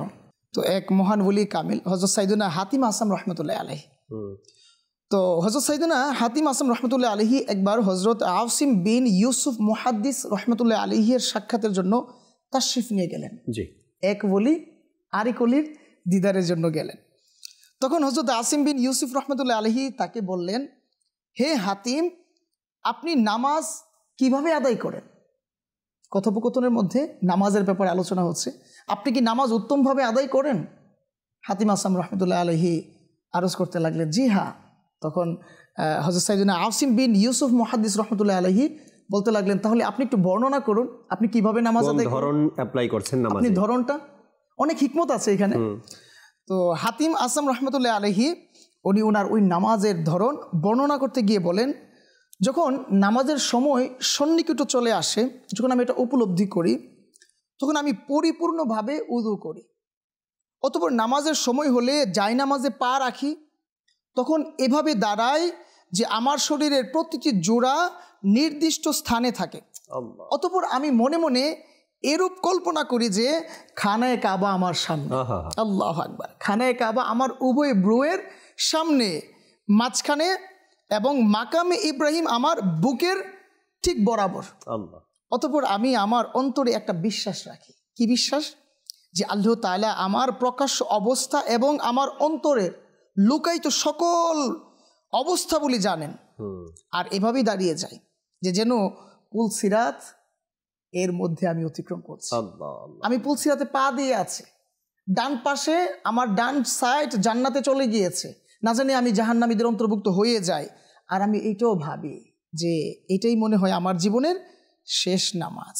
তো এইভাবে এই চিন্তা ভাবনা করে আমি তাকবীরে তাহরিমা খুবই একনিষ্ঠতার সহিত বলি, অতঃপর খুব চিন্তা ভাবনা করে কিরাত পাঠ করি, অতঃপর খুবই নম্রতা সহকারে রুকু এবং কেঁদে কেঁদে বিনয়ের সহিত সিজদা করি। অতঃপর এভাবেই সম্পূর্ণ নামাজ খুবই বিনয় ও নম্রতার সহিত আদায় করি। এই কথা শুনে হযরত আসিম রহমতুল্লাহ আলাইহি আশ্চর্য হয়ে জিজ্ঞেস করলেন, হে হাতিম আসাম রহমতুল্লাহ আলাইহি, আসলে কি আপনি সর্বদা এভাবেই নামাজ আদায় করেন? তখন হাতিম আসাম রহমতুল্লাহ আলাইহি বলতে লাগলেন, জি হ্যাঁ, 30 বছর ধরে আমি সর্বদা এবং প্রতি ওয়াক্ত এভাবে আল্লাহ তাআলার ধ্যানে মগ্ন থেকে আমার প্রিয় নবী রাসূলের সাল্লাল্লাহু আলাইহি ওয়াসাল্লামের ভালোবাসায় সিক্ত হয়ে ওনার সুন্নতের উপর আমল করতে গিয়ে, ওনার দেখানো নিদর্শনগুলোকে অবলম্বন করতে গিয়ে আমি আমার রবের ইবাদত করে আসছি। ভাবা যায় প্রতি ওয়াক্ত এইভাবে 1 নয় 2 নয় 30 বছর জি আল্লাহ নবী রাসূলের সাল্লাল্লাহু আলাইহি ওয়াসাল্লামের ওই হুসনে আখলাককে আঁকড়ে ধরে ওই সুন্নত পদ্ধতিতে নামাজ আদায় করা। কিভাবে ওনারা করেছেন? নিঃসন্দেহে আল্লাহ তাআলার অনেক বড় দয়া ছিল আল্লাহ তাআলার ওলিগণের উপর। জি, কই আমি তো পারি না, আমি তো বিভিন্ন জায়গায় বিভিন্ন সময় প্লাস মাইনাস করে ফেলি, কিন্তু আল্লাহ তাআলার ওলিগণ তো এই জায়গায় কোনো মাইনাস করেননি, কোনো কম্প্রোমাইজ করেননি। কোনো সুন্নতের আমলের উপর তো কম্প্রোমাইজ করেননি। কোথাও গিয়েছেন, সুন্নত অনুযায়ী খেতে হবে, হাত ভালো করে ধুতে হবে খাবারের আগে, হ্যাঁ, হাত ধোয়া, উজু করে, যেটা আমরা বলি দাওয়াত ইসলামের পরিভাষায় খাবারের উজু। আলহামদুলিল্লাহ আমির আহলে সুন্নাত দামাত বারকাতুহুল আলিয়া এমনভাবে আমাদেরকে শিখালেন। এই মহান ওলি কামিলের ওসিলায় আজকে আমরাও যে কোনো পরিবেশে যাই, এমন এমন পরিবেশ থাকে, কাঁটা চামচ থাকে, এই সুন্নত ছুটে যাবে। তো আলহামদুলিল্লাহ ওই মহান ওলি কামিলিনদের ওই হুসনে আখলাকগুলো, ওনাদের ওই বাস্তব কর্মকাণ্ডগুলো যখন চোখের সামনে চলে আসে, বাস এক একজন মুবাল্লিগ কত সুন্দর বেসিনে গিয়ে হাত ধুয়ে নেয় খাবারের আগে পরে। আর এটা সকল নবী আলাইহিস সালামের সুন্নতে মুবারাকা ছিল। আর কত সুন্দরভাবে এক একটি কাজ সুন্নত অনুযায়ী করতেছে, কিভাবে করছে আউলিয়া কামিলিনদের বদল। আসলে চিন্তা ভাবনাটাই সবচেয়ে বড় জিনিস, তাই না? চিন্তা ভাবনাটা যদি আমাদের এই রকমের হয় যে আউলিয়া کرام যেই পথে ছিল, সাহাবা کرام যেই পথে ছিল, আল্লাহর রসুল যে পথ দেখিয়ে গেছেন ওই পথেই আমাকে চলতে হবে, এইরকম যদি চিন্তা ভাবনা নিয়ে থাকা যায় তবে এই পথে চলা এত কঠিন কিছু না। না হয়তো হাজারো আউলিয়া کرام এই পথে কিভাবে চলছেন, হাজারো তরিকতপন্থী লোকেরা এই পথে কিভাবে চলেন, তাই না? কঠিন হবে তখন যখন আমি প্লাস মাইনাস করব, আমি অমুককে খুশি করাতে চাইবো, আমি অমুককে রাজি করাতে চাইবো, অমুককে তুষামুদি করে আমার কিছু ব্যক্তিগত ফায়দা লুটার চেষ্টা করব, তখন সমস্যা হয়ে যাবে। যেমন যখন একই অন্তরে দুনিয়া এবং আখিরাত এই দুইটাকেই স্থান দিব, তখনই আমার জন্য কষ্ট হয়ে যাবে। তখনই এই কথাগুলো মানুষ বলে, সময়ের সাথে সাথে সবকিছু পরিবর্তন হয়, কত কিছু মানতে হয়। কিন্তু আউলিয়া کرامের জীবনী দেখেন, তারা কখনোই এক অন্তরে দুইটা বিষয়ের জায়গায় দেয়নি। হয়তো দুনিয়া, যে দুনিয়াদার সে দুনিয়ার জায়গায় দিবে অন্তরে, আর যে আখেরাতের ফিকির করে সে আখেরাতের জায়গায় দিবে অন্তরে। এক অন্তরে দুই জায়গা রাখলে এই কথাগুলো অটোমেটিকলি চলে আসে। ব্যবসা করতে গেলে ছোটখাটো দুই একবার মিথ্যা বলতে হয়, আল্লাহ তাআলার পানা। আল্লাহ রসুল সাল্লাল্লাহু আলাইহি সাল্লাম বলেছেন, তোমরা ব্যবসা করো, ব্যবসা হালাল, হালাল ব্যবসা করার মধ্যে বরকত রেখেছে আল্লাহ তাআলা। দেখেন ইমামে আজম রাহমাতুল্লাহি তাআলার ব্যবসা, আল্লাহ রসুল বলেছেন এটাই তো সুন্নতে মোবারকা, আল্লাহ রসুল বলেছেন এটাই হাদিস এবং এটাই সুন্নতে মোবারকা। ইমামে আজম রাহমাতুল্লাহি তাআলা সুন্নাতকে আঁকড়ে ধরেছেন। আল্লাহ রসুল বলেছেন নেকির দাওয়াত দাও, নেকির দাওয়াত দাও, একে অপরকে নেকির দাওয়াত দাও। গাউসে পাক রাহমাতুল্লাহি তাআলার সামনে 70,000 মানুষ বসা থাকতো, মাইক ছাড়া গাউসে পাক নেকির দাওয়াত দিতেন, সুবহানাল্লাহ, মানে ওয়াজ নসিহত করতেন, এটাই তো নেকির দাওয়াত দিচ্ছেন, তাই না? এভাবে করে আপনি মিলান আউলিয়া کرامের জীবনী আর আল্লাহ রসুলের এই সুন্নতে মোবারকা মিলান, দেখবেন যে তারা কিভাবে আল্লাহ রসুল সাল্লাল্লাহু আলাইহি সাল্লামের এই কথাগুলোকে পালন করেছে, সুন্নতগুলোকে আদায় করেছে। হ্যাঁ, যদি আমরা ওই লেভেলে যেতে পারবো না, হ্যাঁ যদিও পারবো না, কিন্তু কমপক্ষে তাদের পথ অনুসরণ করতে পারি, ওই লেভেলকে তো ভালোবাসতে পারি, তাদের ভালোবাসার উপরে জানটা তো কোরবান দিতে পারি, যে তাদের ভালোবাসাটা এমন লেভেলের ছিল। এক একজন আল্লাহর ওলি তিনারা ছিলেন সুন্নতের প্রতিচ্ছবি, রাইট? হ্যাঁ, আল্লাহর ওলিগণ ছিলেন সুন্নতের প্রতিচ্ছবি। একটু আগে যেটা বলছিলেন যে আল্লাহর ওলিরা তো আমাদের মতোই না, দেখতে আমাদের মতো, আমাদের সাথেই চলেছেন। তো এটাকে উদাহরণ এভাবে দিয়েছেন আল্লাহর ওলিরা কেমন ছিলেন, যে বলছেন যে আমরা তো মানুষ, অবশ্যই দুনিয়া আমাদেরকে বসবাস করতে হবে, বসবাসটা এরকম হবে, নৌকাকে তো অবশ্যই পানিতেই চলতে হয়, ঠিক না? নৌকা পানিতে চলবে, সমুদ্রে চলবে, নদীতে চলবে। তো নৌকা যতক্ষণ পর্যন্ত পানির উপরে থাকবে, ওকে, নৌকা ঠিক আছে, ততক্ষণ নৌকা সুস্থ, নৌকা চলবে। কিন্তু যখন নৌকার উপর কি চলে আসবে, পানি চলে আসবে, তখন এই নৌকাটা কি করবে, বিপজ্জনক জায়গায় আছে, সেটা ডুবে যাবে। তো দুনিয়া এবং আখিরাতের এবং আমার হিসাবটা হবে এরকম, আমি আখিরাতের জন্যই বেঁচে থাকবো, কিন্তু দুনিয়ায় থাকবো, এমনভাবে থাকবো দুনিয়া আমার মধ্যে ঢুকবে না, আমি দুনিয়ার উপরে থাকবো। আউলিয়া کرام সেম কাজটা করেছে। আমি আপনার ইয়াতে সিলেটে আপনার কি যেন বলে একজন আল্লাহর ওলি আছেন, নাসিরউদ্দিন সিপাসালা রহমতুল্লাহ আলাইহি, ওনার মাজার শরীফে গেলাম। এখনই দেখবেন জঙ্গল, মানে তেমন মানুষের তেমন একটা বসতি নেই, খুব কম বসতি। ওনার চিল্লা শরীফ আছে, যেখানে তিনি কি করতেন, 40 দিন পর্যন্ত গিয়ে ইবাদত করতেন। আমরা দুইজন সেখানে প্রবেশ করেছি, গিয়ে দেখতেছি যে এমন অন্ধকার, মানে পুরো একটা কবর, আল্লাহু আকবার, পুরো একটা কবর। এবং তাড়াতাড়ি দ্রুত বের হয়ে চলে আসছে, মানে ভয় লাগতেছিল এরকম। আল্লাহর ওলিদের অবস্থা দেখেন, তিনারা এই দুনিয়ায় ছিলেন, আমাদের সাথেই ছিলেন, আমরা দেখেছি আমাদের মতো আমাদের সাথে চলেছেন। কিন্তু আমরা যখন আমরা এক বন্ধু আরেক বন্ধু থেকে পৃথক হই, বাসায় গিয়ে ঘুমাই, আর ওনারা দুনিয়া করেছেন, করে যখন ওনারা রাতে গিয়েছেন তো রাতে ঘুমান নাই, ইবাদত করেছেন। এটাই কি আল্লাহর ওলি বলে না? ইনারাই আল্লাহর ওলি, যিনারা অর্থাৎ আমাদের অপ্রকাশ্য, অর্থাৎ আমরা যখন মানুষ থেকে পৃথক হই, রাত হয়, আমাদের হয় ঘুমের সময়, আর আল্লাহর ওলিদেরা হয় তখন হয় আল্লাহ তাআলার ইবাদতের মিরাজের সময়, মিরাজের সময়। এরকম হযরত আমি একজন আল্লাহর অনেক বড় আল্লাহর ওলি জুনাইদ বাগদাদি রাহমাতুল্লাহ আলাইহি, অর্থাৎ তিনারা মৃত্যুর আগে পর্যন্ত সুন্নত ছাড়েননি এবং সুন্নত যে কিভাবে পালন করতে হয় অসুস্থ অবস্থায়, বিপদের মধ্যে, মৃত্যুর আগে, সেটা আমাদেরকে আউলিয়া কেরাম শিখিয়েছে। আউলিয়া কেরাম শিখিয়েছে। হযরত সাইয়্যিদুনা আবু বকর আতাউই রাহমাতুল্লাহ আলাইহি বয়ান করেন যে আমি হযরত জুনাইদ বাগদাদি রাহমাতুল্লাহ আলাইহির ইন্তেকালের সময় উপস্থিত ছিলাম। তিনি কোরআন মাজিদের এক খতম কমপ্লিট করলেন, তিনি পুরো কোরআন খতম করলেন। এরপর তিনি পুনরায় খতম শেষ হয়েছে, তিনি সূরা বাকারা শুরু করলেন, তিনি 70 আয়াত পাঠ করলেন। এরপর তিনি মৃত্যুর কোলে ঢলে পড়লেন এবং তিনি ইন্তেকাল করলেন। আল্লাহু আকবার। একটু চিন্তা করে দেখেন, জুনাইদ বাগদাদি রাহমাতুল্লাহ আলাইহি মৃত্যুর আগেও কোরআন তেলাওয়াত করছেন, জি, আর আমরা সুস্থ অবস্থায় কোরআন তেলাওয়াত করি। হ্যাঁ, আসলে তাদের অন্তরে ছিল আমলের মন মানসিকতা, তাদের ছিল সুন্নতের উপরে আমলের এক জেহেন মন মানসিকতা। আল্লাহ তাআলা তাদেরকে অনুসরণ করার সে তৌফিক দিক। একটি মানকাবাত আমরা শুনবো এখন, এরপর ইনশাআল্লাহ তাআলা অনুষ্ঠান থেকে বিদায় নেব। দর্শক শ্রোতা, জি আমাদেরকে আরো একটি মানকাবাত শুনিয়ে দিন। প্রিয় নবীর অতি প্রিয় যিনি, রেজা রেজা গাউসে পাকের নয়নে তারা তিনি, কি যে শানো মান আলা হযরতে বেরেলি রেজা, আমাদের রেজা বেরেলি রেজা, আমাদের রেজা। সুন্নিদের হৃদয় মাঝে রয়েছে নবীর প্রেমের প্রদীপ জ্বালিয়েছেন, সুন্নিদের হৃদয় মাঝে রয়েছে নবীর প্রেমের প্রদীপ জ্বালিয়েছেন, তিনি প্রিয় নবীর দিওয়ানা, কি যে শানো মান আলা হযরতে বেরেলি রেজা, আমাদের রেজা বেরেলি রেজা, আমাদের রেজা। জ্ঞান মারিফতের ছিলেন সাগর, সুন্নাতে মুস্তাফারই অনুসরণ, জ্ঞান মারিফতের ছিলেন সাগর, সুন্নাতে মুস্তাফারই অনুসরণ, হকের পথে ছিল যে শপথুয়া, কি যে শানো মান আলা হযরতে বেরেলি রেজা, আহমদ রেজা বেরেলি রেজা, আমাদের রেজা।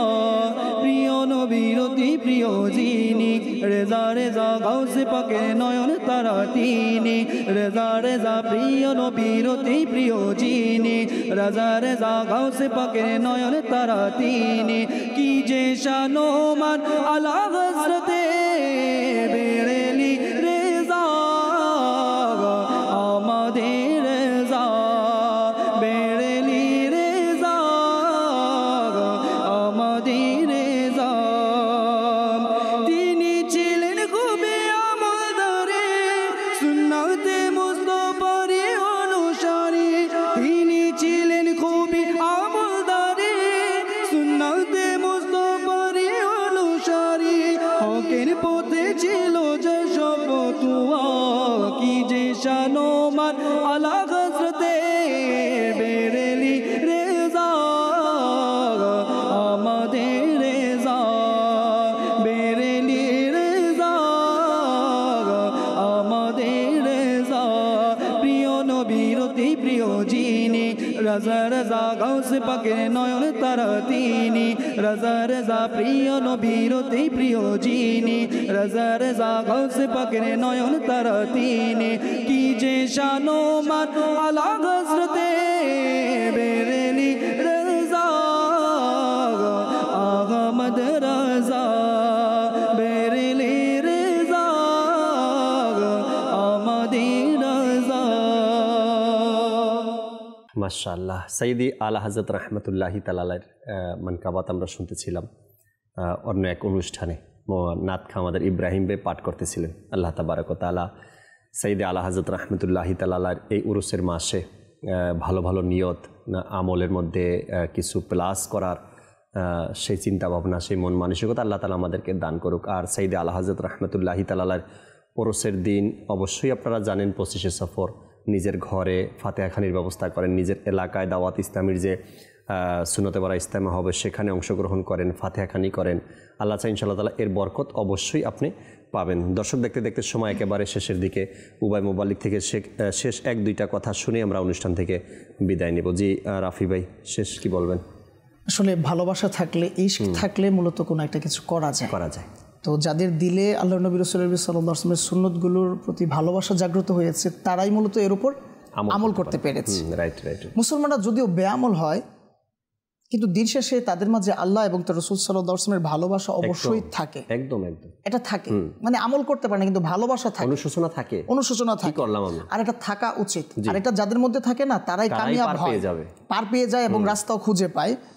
তো একটু ইশক ও ভালোবাসার চাহিদা এবং এর মাধ্যমে যে সুন্নতের অনুসরণ করা যায় এই ব্যাপারে একটু জানি। আর এই সুন্নতের অনুসরণে যে আমাকে আল্লাহ আযজা ওয়া জাল্লার দরবারে পৌঁছাবে, বাস শেষমেশ একটু আরজ করব। উলামায়ে কেরাম রাহিমাহুমুল্লাহ সালামগণ এভাবে বলেন, আল্লাহ পাক এবং তার রাসূল সাল্লাল্লাহু আলাইহি সাল্লামের ভালোবাসা ও ইশকের চাহিদা ও নিদর্শন এটাই যে তার আনুগত্যমূলক কাজ করা। আমি যে ভালোবাসি এর মানে নিদর্শনাবলী প্রকাশ হলো এটাই তার আনুগত্যমূলক কাজ করা। হযরত সাহাল বিন আব্দুল্লাহ রাহমাতুল্লাহ আলাইহি বলেন, আল্লাহ পাকের প্রতি ভালোবাসার নিদর্শন হলো কোরআনকে ভালোবাসা, আর কোরআনের প্রতি ভালোবাসার নিদর্শন হলো নবী করিম রউফুর রহিম সাল্লাল্লাহু আলাইহি সাল্লামকে ভালোবাসা। আর আল্লাহর নবী রাসূল সাল্লাল্লাহু আলাইহি সাল্লামকে ভালোবাসার নিদর্শন হলো তার সুন্নতকে ভালোবাসা। আর এসব কিছুকে ভালোবাসার নিদর্শন হলো আখিরাতকে ভালোবাসা। এবং যার দিলে আখিরাতের ভালোবাসা প্রবেশ করে নিল, তার জন্য প্রয়োজনের বাহিরে দুনিয়ার সকল বিষয় অহিতুক, অর্থাৎ দুনিয়াকে শত্রুতা মনে করা, দুনিয়ার প্রতি শত্রুতা পোষণ করা। আর এর মাধ্যমেই মূলত আমি আপনি আপনার রবের দিকে ধাবিত হতে পারবো, হাবিব সাল্লাল্লাহু আলাইহি ওয়াসাল্লামের একটি ফরমানের উপর আমল করতে পারবো। আর যখন এর বাহিরে চলে যাব, অর্থাৎ আমি দুনিয়ার ভালোবাসাও পোষণ করব, আবার পাশাপাশি সুন্নতের উপরও আমল করার চেষ্টা করব, তখন এটা কোনো দিন সম্ভব না। যা আমরা আউলিয়া কামিলদের জীবনীতে দেখি, তারা বরাবর দুনিয়া বিমুখ ছিলেন। দুনিয়ার কোনো ধন সম্পদ, দুনিয়ার কোনো ধরনের লোভ লালসা কিংবা সম্মান ইজ্জতের দিকে তাদের কোনো হস্তক্ষেপ ছিল না, তারা কোনোদিন তাকাননি। যার বাস্তব নিদর্শন হচ্ছে কেবলা শাইখে তারিকাত আমির আহলে সুন্নাত দামাত বারাকাতুহু আলাইহি। ওনার নিজের প্রপার্টি বলতে, নিজের ব্যাংক ব্যালেন্স বলতে কোনো সংস্থা আজও পায়নি। এত রাষ্ট্রে এত প্রতিষ্ঠান, হ্যাঁ, কোনো প্রতিষ্ঠানের পিছনে বা আগে তার মুবারক নাম লাগাননি, সম্মান চাননি। কেন চাইনি? আল্লাহ সুবহানাহু ওয়া তাআলার প্রিয় হাবিব সাল্লাল্লাহু আলাইহি ওয়াসাল্লামের সুন্নতের উপর আমল করতে গিয়ে দুনিয়াকে বাস দূরে ঠেলে দিয়ে। রাইট। এই সম্মান চাই না যে সম্মান মাত্র দুনিয়াতেই শেষ হয়ে যায়। হাসান ভাই, শেষ দিকে চলে আসছি। আউলিয়া কেরাম নিজেদের নাম প্রচার করেননি, সম্মান চাননি, কিন্তু মানুষ অবশ্যই তেনাদেরকে সম্মান করবে, অবশ্যই আল্লাহ তাআলার পক্ষ থেকে। এটা যে আল্লাহ যখন আল্লাহর ওলিকে মহাব্বত করেন, ফেরেশতারাও মহাব্বত করেন, এবং ফেরেশতারা বলে দেন যে সকল ওনাকে কি করো, ভালোবাসো, মহাব্বত করে, যেটা আমরা একটু আগে শুনলাম। তো সর্বশেষ আমি বলবো যে আউলিয়া কেরাম আলহামদুলিল্লাহ ওনারা মৃত্যুর শেষ পর্যন্ত সারা জীবন সুন্নতের উপর আমল করেছেন। এমন আরেকজন বুজুর্গ রয়েছেন হযরত সৈয়দুনা ইমাম আহমদ কবির রিফাই রাহমাতুল্লাহ আলাইহি। উনি ওনার একটা অভ্যাস ছিল, প্রিয় নবী সাল্লাল্লাহু আলাইহি ওয়াসাল্লামের একটা সুন্নত হলো আপনার যারা অসুস্থ তাদেরকে দেখতে যাওয়া, তাদের খবর নেওয়া। তো তিনি এমন ছিলেন যে তিনার গ্রামে যদি কেউ অসুস্থ হতেন, যদি 2-3 দিনও হাঁটতে হতো, তারপর তিনি গিয়ে সেখানে গিয়ে তার সেবা শুশ্রূষা করতেন। এবং তিনি এভাবে অপেক্ষা করতেন যে কোনো অন্ধকে পাওয়া যায় কিনা তার সেবা করার জন্য। যাক, সর্বোপরি আমি এতটুকুই বলবো যে এটাই বলবো যে আমরা যে সুন্নতগুলো শিখলাম, শুনলাম, এগুলো আমাদের জীবনে কীভাবে আসবে? শুধু কি শুনবো? আমরা শুধু মাদানী চ্যানেলে শুনবো? মাশাআল্লাহ, অনেক দর্শক শ্রোতা ভয়েস আপনার কল করেন যে আমার ভালো লাগে না। ভালো লাগলে হবে না, এটা আমার জীবনে বাস্তবায়ন করতে হবে। কীভাবে করবো? তো আলহামদুলিল্লাহ আমি সকলকে বলবো দাওয়াত ইসলামী মাদানী মহলে চলে আসুন। যারা আপনাদের যাদের সন্তান রয়েছে, আমি বলবো আপনি তাদেরকে 3 দিনের মাদিনী কাফেলায় সফর করান। ইনশাআল্লাহুল করিম দাওয়াত ইসলামী তাদেরকে সুন্নতের রঙিন করে দেবে, এবং সেই সুন্নত আমলের এক মন মানসিকতা তার মধ্যেও সৃষ্টি হবে। আল্লাহ চাই ইনশাআল্লাহ তাবারক ওয়া তাআলা। যা শুনেছি দর্শক, আমল করারও চেষ্টা করি এবং সুন্নতে নববী নিজের ঘরের মধ্যে বাস্তবায়ন করারও চেষ্টা করি। আল্লাহ তাআলা আমাদেরকে বোঝার আমল করার তৌফিক দিক। আমিন বিজাহিন নবিল আমিন সাল্লাল্লাহু তাআলা আলাইহি ওয়াসাল্লাম। আগামী পর্বগুলোতেও আবার নতুন কিছু বিষয় নিয়ে আলোচনা থাকবে। সে পর্যন্ত মাদানী চ্যানেলের সাথেই থাকুন। সাল্লু আলাল হাবিব সাল্লাল্লাহু তাআলা আলা মুহাম্মদ সাল্লাল্লাহু তাআলা আলাইহি ওয়াসাল্লাম। রহমত পূর্ণ হক প্রভাত আমার, তাহাজ্জুদ আর ফজরের অভ্যাস আছে যার, রহমত পূর্ণ প্রভাত হয় তার।